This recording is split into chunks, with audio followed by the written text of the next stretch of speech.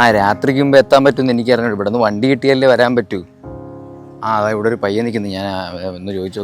നീ വെച്ചോ. ശരി ബ്രോ. അതെ, ഈ കോട്ടയം ഭാഗത്തുള്ള വണ്ടി പോയായിരുന്നു? അറിയത്തില്ല ബ്രോ. നിങ്ങളെങ്ങോട്ടാ? ഇല്ല, ഞാൻ വെറുതെ നിൽക്കും. ആരെങ്കിലും പിക്ക് ചെയ്യാൻ നിൽക്കായിരിക്കും അല്ലേ? ആരെ പിക്ക്?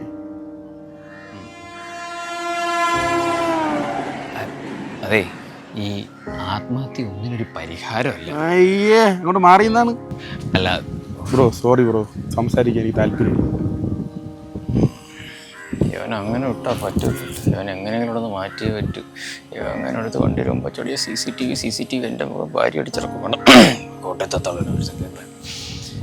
അല്ല ബ്രോ, അങ്ങനെയാണെങ്കിലേ എന്തെങ്കിലും പ്രശ്നമുണ്ട്, ചിലപ്പോൾ അത് പറഞ്ഞു കഴിഞ്ഞാൽ എന്തെങ്കിലും ഒരു സൊല്യൂഷൻ ഉണ്ടായാലോ. അങ്ങനെ ഒന്ന് പറഞ്ഞൂടെ? എൻ്റെ പൊന്നു ബ്രോ, റെയിൽവേയിൽ ജോലി പഠിക്കണമെന്ന് ഭയങ്കര ആഗ്രഹമാണ്. ഓക്കെ, ഞാൻ എൻ്റെ ഉള്ള ജോലിയും കളഞ്ഞിട്ട് ഇത് പഠിക്കാൻ വേണ്ടി ഇറങ്ങി തിരിച്ചത്. എന്ത് പഠിക്കണം, എവിടെ പഠിക്കണം, എങ്ങനെ പഠിക്കണം, ഒരു എത്തും പിടിയില്ല. ഞാൻ ഇങ്ങനെ കിളി പറന്ന് നിൽക്കുമ്പോഴാണ് നിങ്ങൾ വന്ന് ആത്മഹത്യയാണോ മറ്റാണോ മറിച്ചാണെന്നൊക്കെ ചോദിക്കുന്നത്. അതാണോ കാര്യം?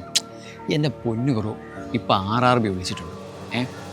RRBക്ക് പഠിക്കുക ഏറ്റവും നല്ല കോഴ്സ് എന്ന് പറഞ്ഞാൽ സൂപ്പർ നോട്ട്സിന്. കാരണം എൻ്റെ 2-3 ഫ്രണ്ട്സ് കോഴ്സ് എടുത്തിട്ട് നല്ല അഭിപ്രായമാണ് പറയുന്നത്. ഒന്നും നോക്കാനില്ല. ഇപ്പോൾ ഇത്രയും വലിയ ആഗ്രഹമൊക്കെ കയ്യിലുണ്ടെങ്കിൽ പിന്നെ റിസ്ക് എടുക്കാൻ നിൽക്കണ്ട. നല്ലൊരു കോഴ്സ് ചേർന്ന് പഠിക്കാൻ നോക്കും.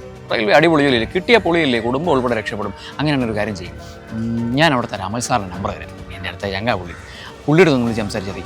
അപ്പോൾ ഇന്ന് തന്നെ ബാച്ച് സ്റ്റാർട്ട് ചെയ്യണം. നമുക്ക് ഈ വെളിയിൽ പോയ ഒരു നല്ലൊരു നാരങ്ങയുള്ള ഒരു കടയുണ്ട്. അപ്പോൾ നമുക്ക് ഓരോ നാരങ്ങൾ വിളിച്ച് അമൽ സാറിനെ വിളിച്ച് കോഴ്സ് സെറ്റ് ചെയ്യാം. വാ ഇനി ഇവിടെ ഇരിക്കുന്ന ആത്മഹത്യ പ്രവണത കൂടും. പെട്ടെന്ന് വാ.